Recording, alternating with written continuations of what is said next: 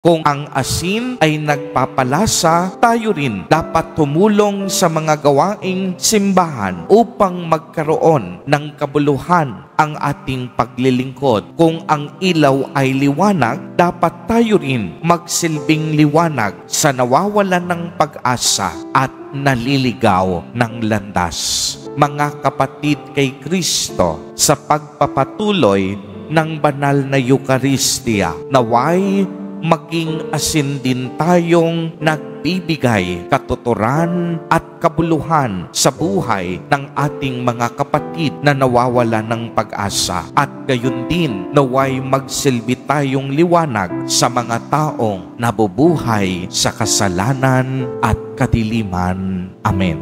Purihin at dakilain natin ang ating Panginoon, ang mahal na poong Jesus Nazareno.